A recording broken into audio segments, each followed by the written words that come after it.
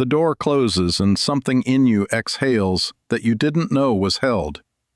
The specific settling of muscles that have been marginally on call since you left in the morning, not tense exactly, but available. The posture of someone who knows they might be needed at any moment. You've been managing something all day that nobody around you was aware you were managing. Calibration, mostly. The continuous, low-grade work of being inside environments built for someone else's frequency. The open office, the commute, the social obligation fulfilled with practiced competence. And the management stops the moment you step inside your own space. Most people would call this being tired. It isn't tiredness. It's the body returning to the only room where it doesn't have to do the math.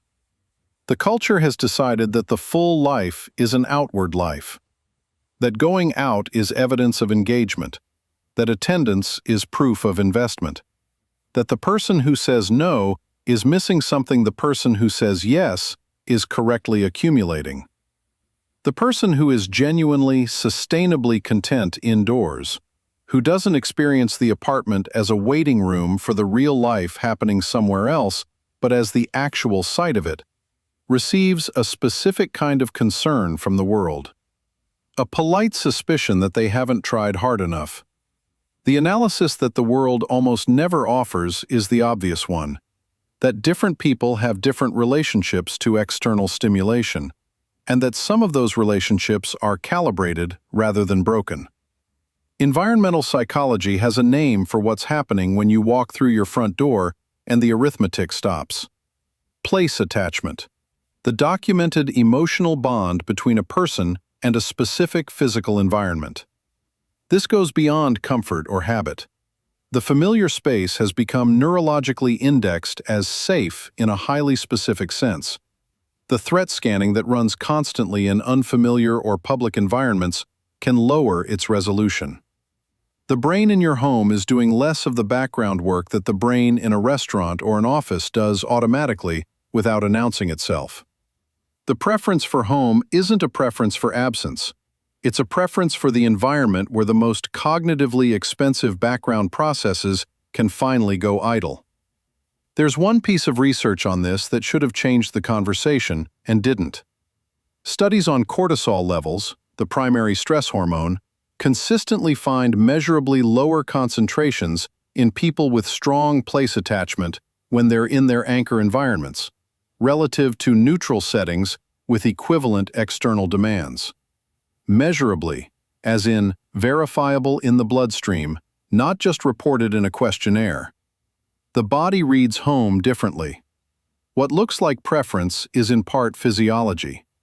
The person who doesn't want to go out isn't describing a mood, they're describing a metabolic reality. The world reads this as fear dressed up as preference. The lexicon is specific. Homebody, shut-in, someone who needs to get out more.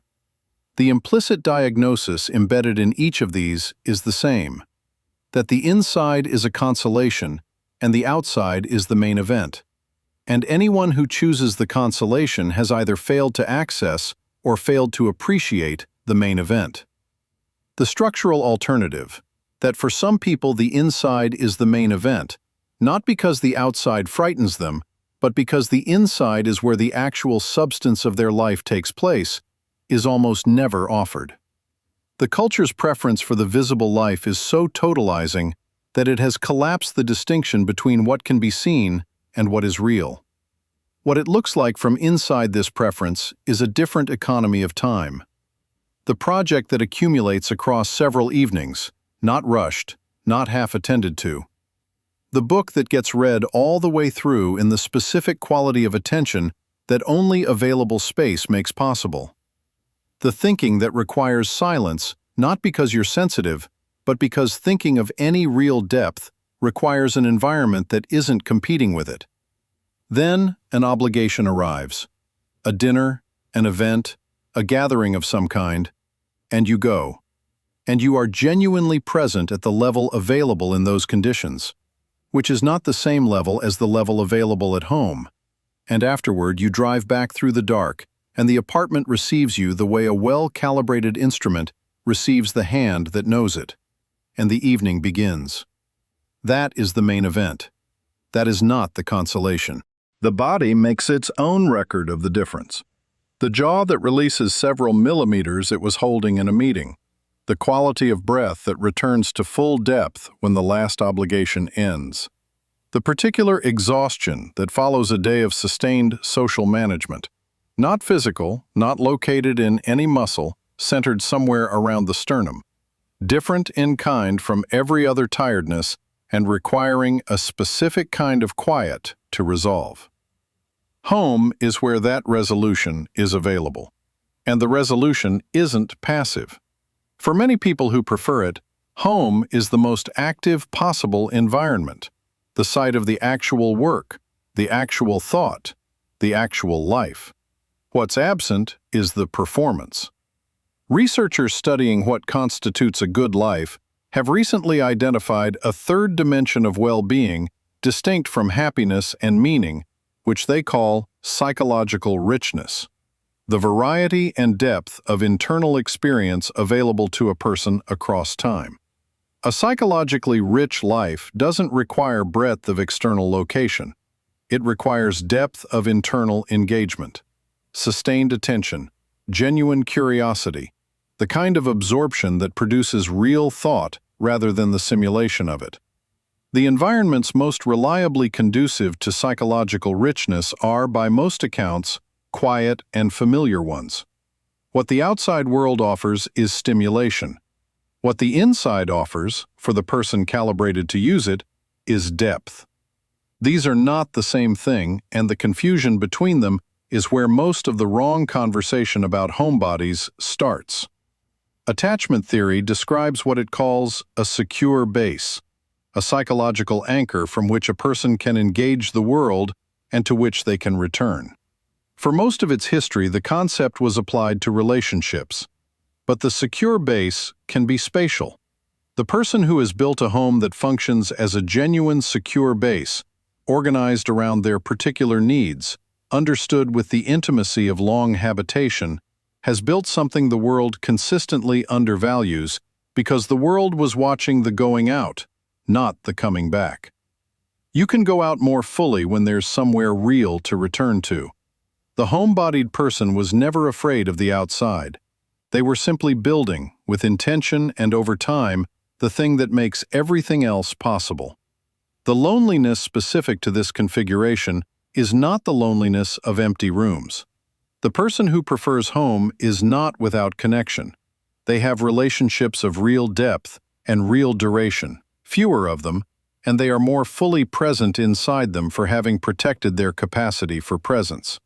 The loneliness is the loneliness of having to justify, across years, a preference that is a fact, of watching the world treat the private life as the diminished life, of being the person at the dinner who is already calculating the quality of thought available when they get home, and knowing that this calculation constitutes a kind of betrayal of the room, and not being able to stop making it. Of the gap between what home actually is and what the world is willing to let it be. The door that closed at the beginning of this, the exhale, the settling of the arithmetic, was always the real arrival. The going out is real too, but the going out is fueled by the coming back, maintained by it, made bearable by the fact that it has an end that means something. The person who built their life around that is not retreating from anything. They have located what actually works and built accordingly, and the world has spent years treating this as evidence of limitation rather than accuracy. That is the world's error. The room is the point. It has always been the point. And the people who knew this before they had language for it, who felt it every time a door closed and something in them exhaled, were reading themselves correctly from the beginning.